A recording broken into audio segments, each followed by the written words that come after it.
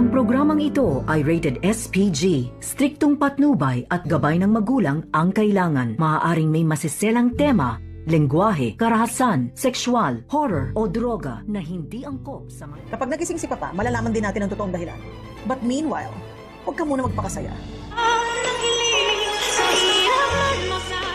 Hindi nga inaasahan ni Moira ang marinig mula dito sa abogado ni Don Pepe na nagtanong nga itong si Moira na kung ano daw ang mamanahi ng kanyang anak na si Zoe.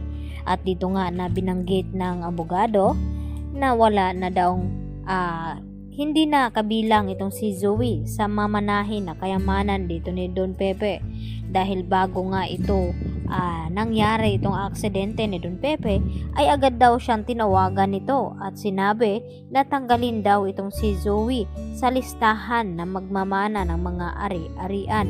At dito nga rin na ipinagtataka ng abogado na kung bakit napatawag nga at kung bakit binago ni Don Pepe ang last will of testament.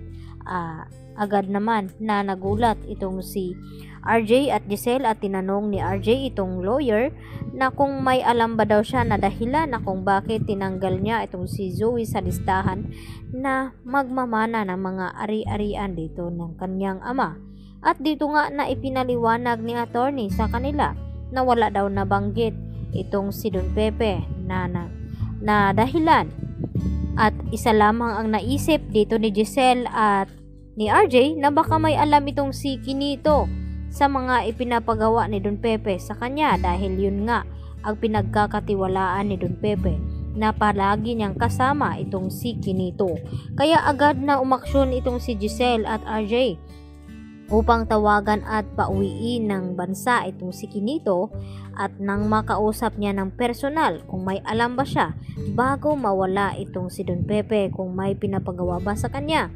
At ito na nga na ipapatunayan dito ni Kinito sa kanila bit-bit itong generic laboratory na ipapakita niya dito kina Giselle at RJ na siya nga ang gumawa nito dahil sa utos ni Don Pepe na dapat ay personal nilang ipapagawa bago siya madukot. At napag-alaman nga dito na ito ngang si Zoe at Annalyn ay hindi tunay na magkapatid at hindi anak ni RJ itong si Zoe. Kaya yun ang dahilan na kung bakit agad na ipinabago ni Don Pepe itong last will of testament. At dito naman na sinabi ni Giselle kay Moira na wag daw muna siyang magpakasaya sa ngayon dahil once na magising daw ang ama ni Giselle at RJ, malalaman din daw nila ang dahilan kung bakit agad na inalis itong si Zoe sa mana ni Don Pepe. At bago nga magising ay naunahan na nga sila dito ni Kinito dahil siya nga mismo ang gumawa ng laboratory dito kina Annalyn at ni Zoe. Kaya hindi magtagal ay mabibisto na nga ang mga pangloloko na ginagawa ni Moira sa kanila at ni Zoe.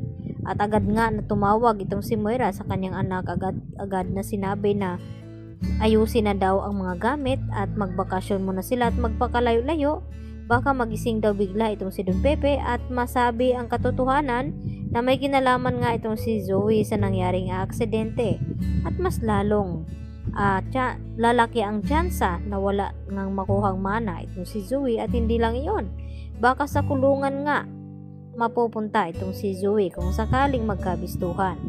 Kaya agad naman na kumilos agad din itong si Annalyn. Kaya napag-alaman nila nung tumawag itong si Kinito na kinakailangan daw nila itong makita ang mga documents na ibinigay nga ni Don Pepe bago mawala. Kaya magugulat ang lahat sa kanilang makita at malaman na itong si Zoe ay isang impostor. Yan po ang ating pagkatutukan bukas Biyernes sa Abot Kamay na Pangarap. Yan lang po at maraming salamat.